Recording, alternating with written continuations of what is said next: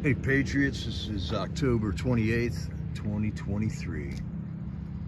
J6 updates, news and chat.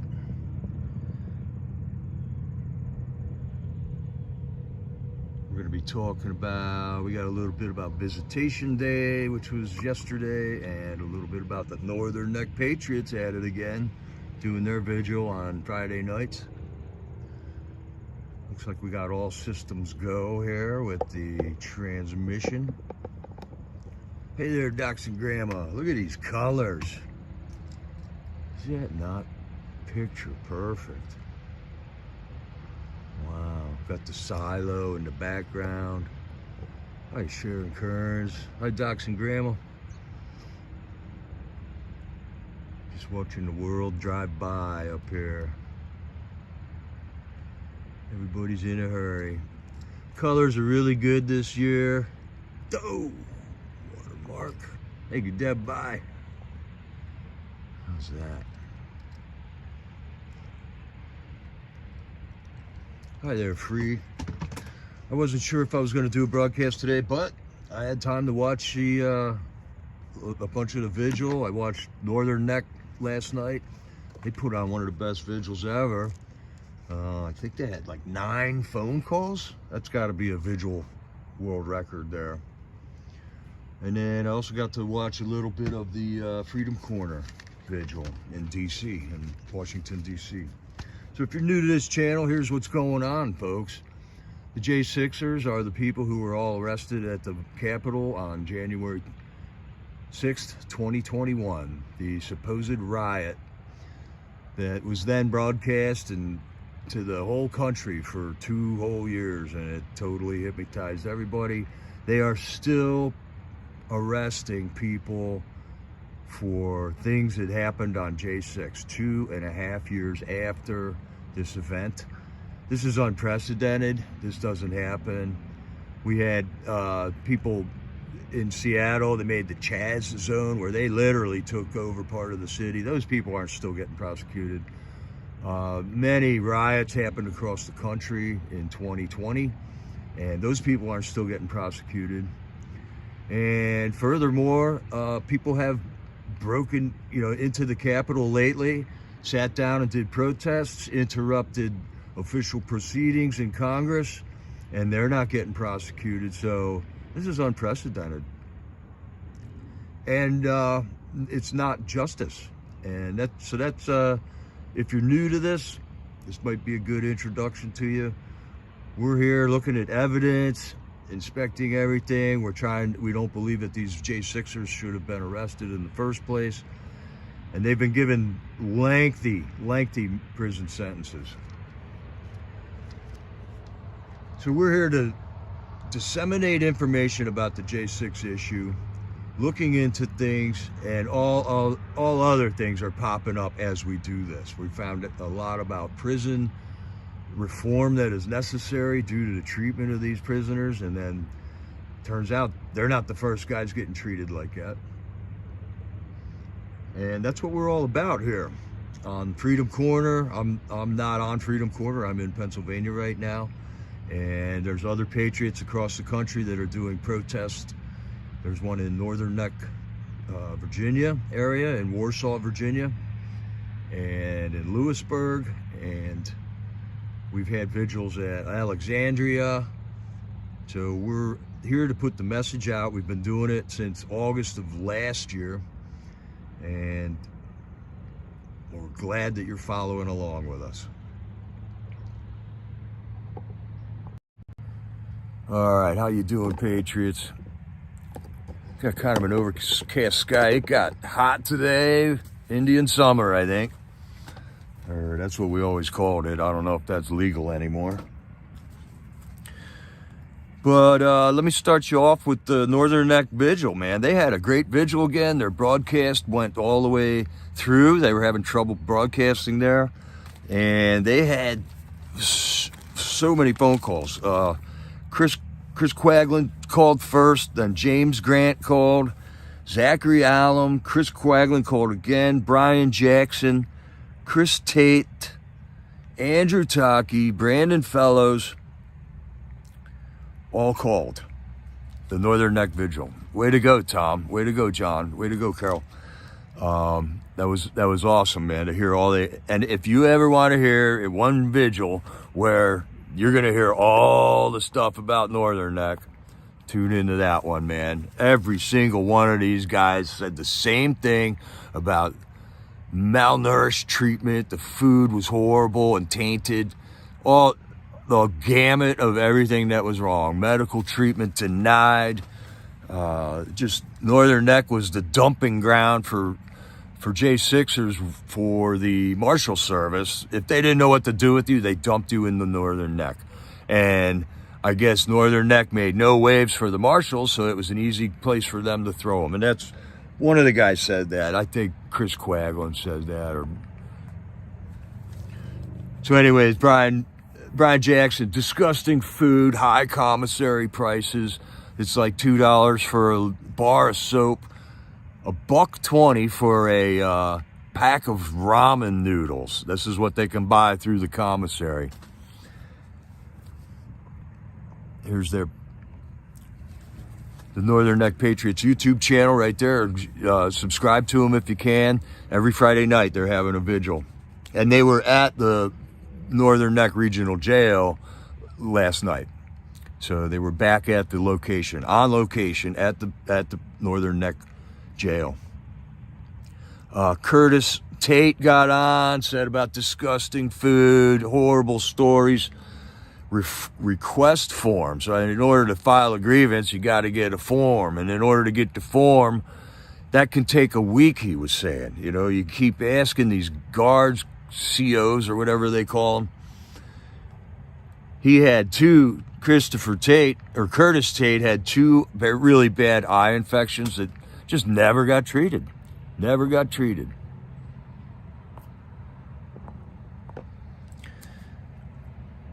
Then in between phone calls, Tom got on there and said he just went to Freedom Corner in DC over the week, and he spent one of the nights there.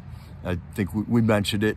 And he was putting the word out. Hey, Patriots, you're allowed to go to Freedom Corner. You won't regret the experience once you go there. It is part of history at this point. The longest running vigil in DC, I think, ever, for that matter. And that may or may not be true. There is a dude that's been at the White House like 50 years or something, man. I don't know that whole story. But let me not miss out some of these links here. Okay, we got Northern Neck Patriots. Here's a great organization, American Patriot Relief Fund, man. These are all the groups that us Patriots have put together, man. People standing up, making life as positive as possible for these political prisoners that are getting tortured. Then Andrew Taki called in. Brandon Fellows called in. Chris Quaglin called in again. He called in a total of 3 times.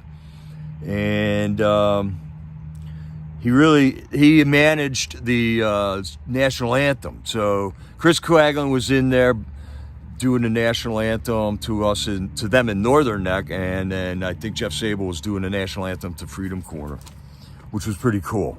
It was a great national anthem. Guys sounded great, man. Sounded great. All right, MGB writing letters. That's great. Got one back from a J6er in Colorado. Seems to be doing okay. Yeah, I got some news on a new J6er that Robert Morse made us aware of at Freedom Corner. His name, just I don't know if we have information on him yet, is Michael Garrett Adams. He is now in the FCI Loretto prison with Robert Morse. And Robert Morse wrote a letter to David and Tammy and made them aware of that. And this guy, I'll get into him in a second here. Chris Quaglin, after the national anthem, really got into detail about a 4-day ordeal where he was literally forced to eat wheat. And he just, he got put into solitary. He was constipated, no water for 4 days, or showers. Just on inhuman treatment, man. Inhuman treatment.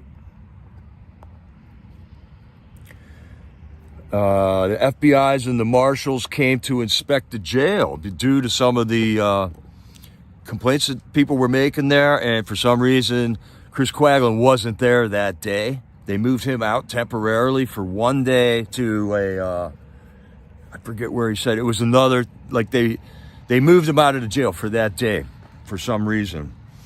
He says Robert Morse and Albuquerque Head were witness to some of this stuff.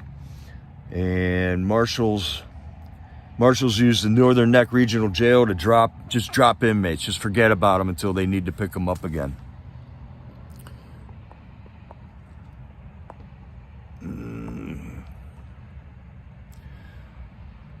Okay, and then Chris Quaglen gave John Hines some information. John Hines says, yeah, I verified all your information, Chris. And so there's ongoing issues with the Northern Neck Regional Jail, and John Haynes is really on it. He's from the Northern Neck Sentinel. That's his newspaper in that area, and that's something that you can get online, read his articles. They're excellent Patriot articles. James Grant suffers from headaches. You just weren't able to get Tylenol and aspirins in Northern Neck Jail. It was like a black market commodity in there, and all kinds of stuff would happen because they just weren't readily available for people, man. So that was it for about Northern Neck there. But man, that was a great night there. You guys put on a great vigil. Got a lot of information out, and it's worthy of going back and watching it. It's on, and then sub to their channel. Hit the notification bell so you're notified when they're putting on a vigil. This was usually on Friday nights. All right, Deb for Freedom. Just uploaded James Grant call a few minutes ago from Northern Neck, right? Yeah.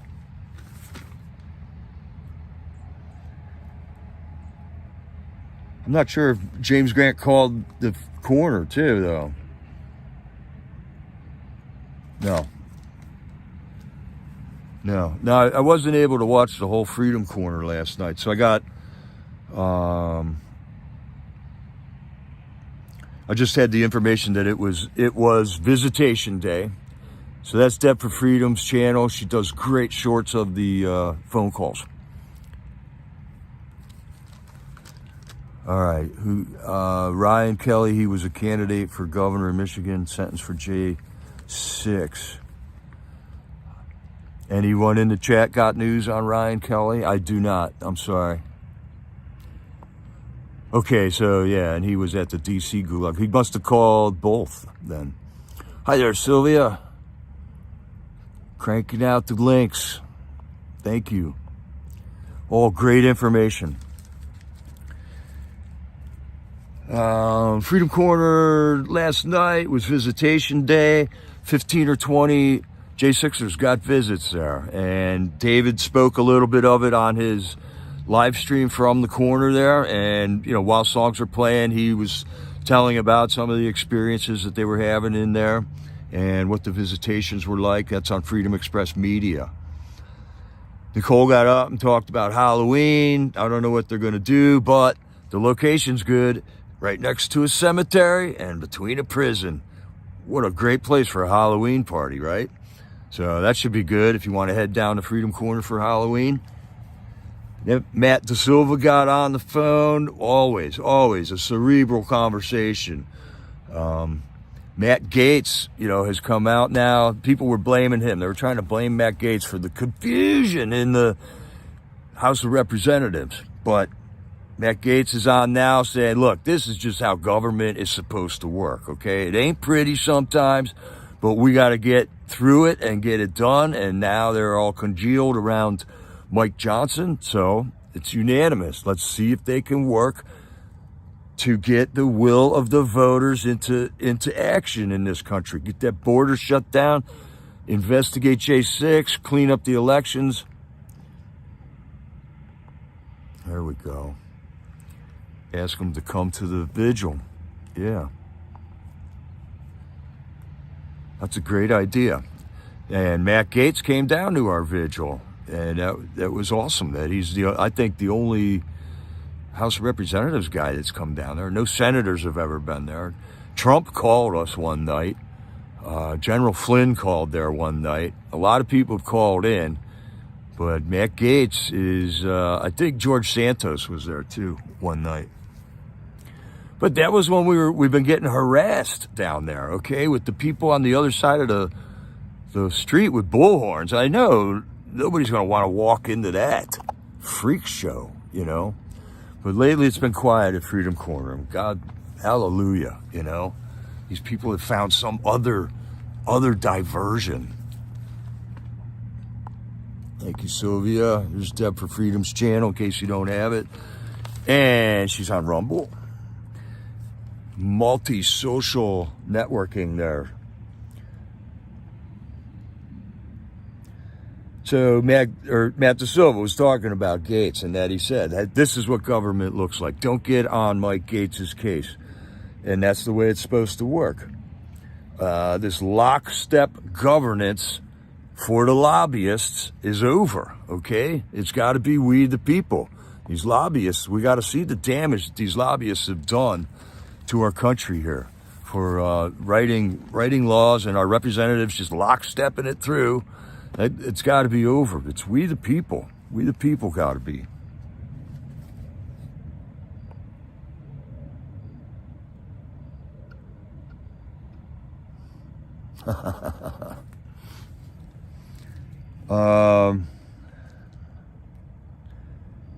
Lockstep, yeah, this lockstep behavior of our government for the lobbyists is over.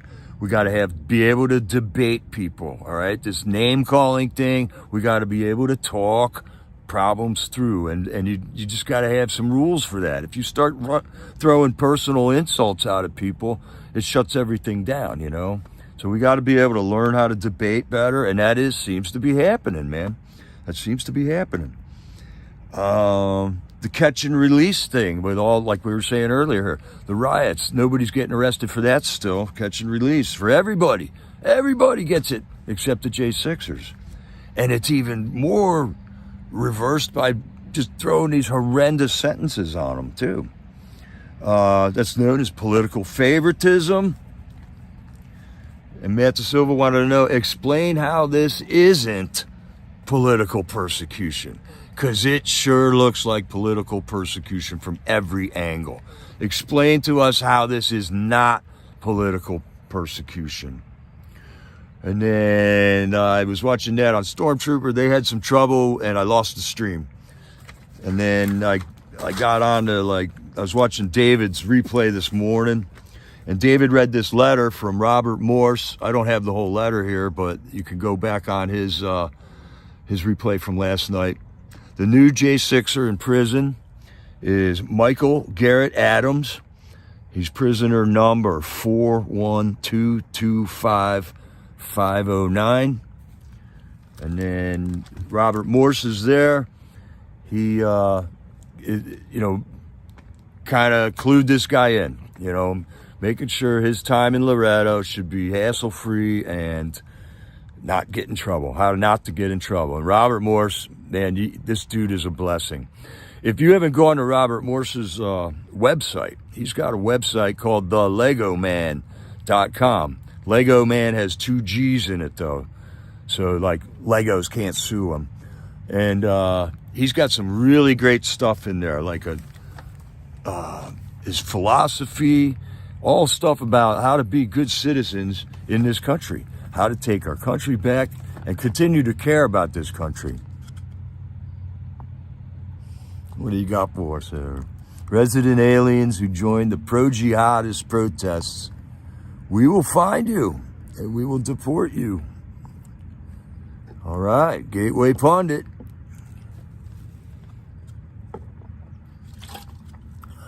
Here we got Lego Man's site. Robert Morse was awesome early in the vigils, man. He was always calling in. He did all kinds of stuff to help the prisoners inside the jail. I consider him like Joseph, okay? This dude is like helping everybody he comes in contact to. Whatever jail he goes to, he's blessing all their prisoners. It's amazing. It's amazing. He used to call in all the time, but now he's in a prison that doesn't allow him to call out to vigils. But you can still be in contact with him through phone calls, emails, and letters. So if we can, you letter writers out there, man, if you can get a letter out for this Michael Adams guy. He's 28 years old. He says he has a good church family that's helping him out. So he's probably not gonna need a lot of help from us with money and things like that. But feel free. But a letter it just comes from the heart, and these guys can feel it. So let me put up this address real quick here.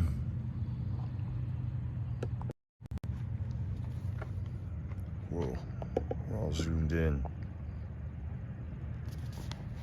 This is the address for FCI Loretto Federal Correctional Institution, P.O. Box 1000, Crescent, Pennsylvania, 16630.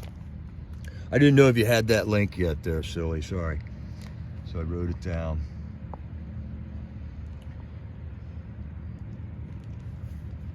Okay, and then I also got to see a phone call from Brandon Fellows to Freedom Corner last night, which was really cool.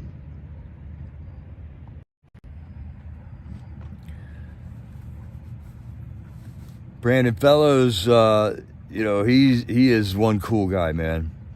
He just says it like it is. He just says it like it is. And he got in trouble in court. He's the guy that called the whole court the banana Nazi court or something like that. And the judge, in his hysterical tyranny, just gave him 6 extra months for that, immediately. He's not even gone through sentencing yet. He's waiting sentencing. But this judge just had to kick him on his way out the door for calling that guy's court a Nazi kangaroo court. So I'm all for Brandon Fellows, man. I was rallying hard for him, man.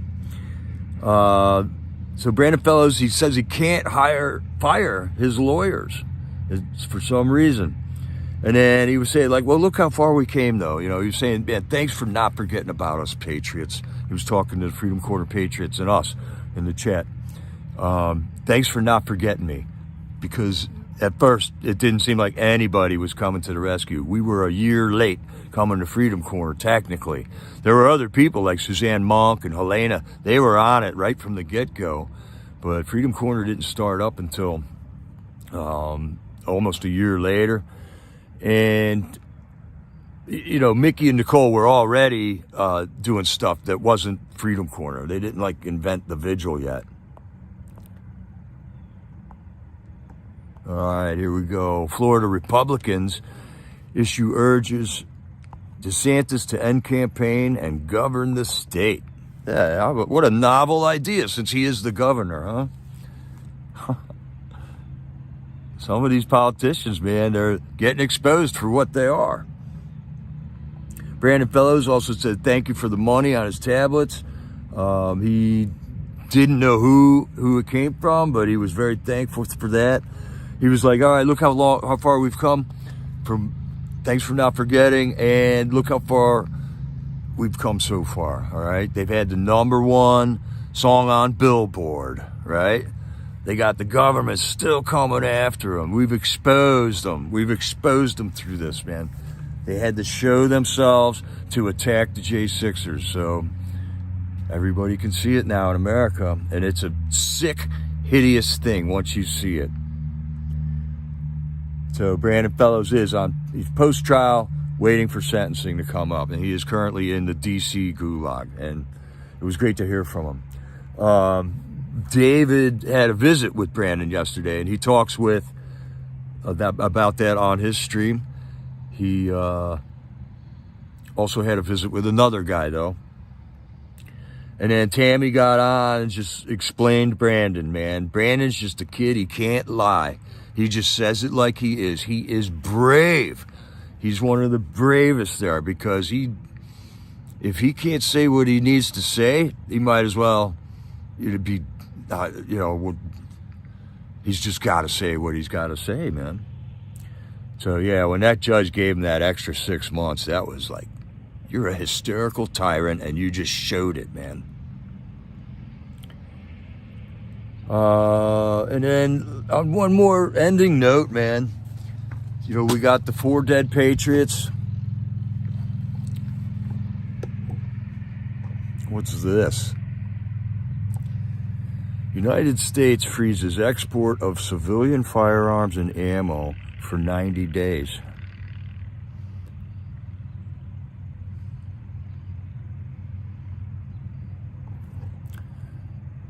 That sounds like a good thing. Gateway Pundit. I didn't get a chance to go over it yet. I was up before they had any articles out. But anyways, we got 4 dead Patriots, 0 dead cops on J6, yet there are still judges on the bench in D.C. that think cops got killed by J6ers that day. What did I hear somebody say one time? Who's that movie star that shot the prop lady or something? I mean, that guy killed more people than J6ers killed. And the thing is, it's just so absurd. Remember back to when they buried Brian Sicknick, okay? Brian Sicknick is the 5th guy on the posters at Freedom Corner. He was a police officer, and he died the next day. And he suffered a stroke on January 6th in the middle of the melee, And some J6ers who were medics told his comrades, the other cops that were there, that guy's having the symptoms. He's showing all the signs of a stroke. You got to take care of him. And I suppose if they went in and tried to take care of him, they would have been thinking he was getting attacked or something. So they didn't. They gave him a bottle of water and told him to go sit down. And the next day he died. And then they had a funeral for Brian Sicknick. If you ever want to see something just extravagant lie right to your face, America, and they're spending your money doing it, it's Brian Sicknick's funeral. It was 3 days long. His ashes lied in state in the Capitol Rotunda for 3 days. There was a procession, and all the Metro police officers were lined up and down the streets.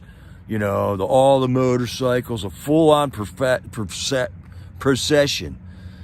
And they had to have known he was not killed by J6ers. It was another way to make the country see something a certain way, and they're lying about it. And then now that information's out. Everybody knows Brian Sicknick wasn't killed by J6ers. He had a heart attack or a stroke. And they was warned about it, and his buddies didn't do anything about it. How'd you like to work with those guys? Not me.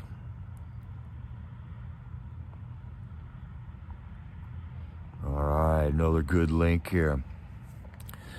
Documentary implicates Schwab, Gates, WHO, UN, and other globalists in massive crime of democide. It's coming. We all know that's what happened, but takes a long time for the sleepy people to wake up and do something about it here. So the farce is everywhere. If people aren't, and my point was, the cops needed a dead cop to complete for the cherry on top for that whole event at J6. The cops needed a dead cop, is what I'm coming to the conclusion of, so that they could have that big ending. Okay. I know it was in the script. It didn't happen because we were actually helping the police if they were down. Nobody was beating on cops to kill them. And no cops died, but they needed a dead cop. And they made Brian Sicknick that dead cop. And it's an ugly truth, but there it is. There it is. That is an ugly human truth right there. And whoever was in charge of that, whoever made that all happen, needs to get prosecuted. Because that was done on purpose to America. Propaganda, lying to the public. All right, yeah, Democide. I thought Democide, the intentional killing of an unarmed or disarmed person by government agents acting in their authoritative capacity and pursuant to government policy or high command. Okay, that's not what I thought democide was. But that's Roseanne Boylan. That's Ashley Babbitt. That's George Floyd. The ugly truth. They want us divided, but now George Floyd people is BLM, and they don't talk to us, right? It's the same freaking thing. Same thing. They want us divided. United we stand, divided we fall, America. There is no more basic truth than that right there. So, all right, this is just a quickie update. Thanks for joining me, Patriots. Silly, you're awesome with the links. And thanks for joining chat. And any input you all had, check out Deb for Freedom's shorts. David's video from yesterday was really good at Freedom Corner, so was Troopers. Trooper got shut down a couple times, though. And then there's Glory B out there, We the People MAGA, for Ashley, J6 Vigil's channel on YouTube, and then Troopers all over Getter and True Social, all of them. There's a slew of Patriots spreading this information out to all the medias that are out there right now. So God bless you all, Patriots. I'll see you at Freedom Corner tonight in the chat. I love you. This is Jericho, over and out.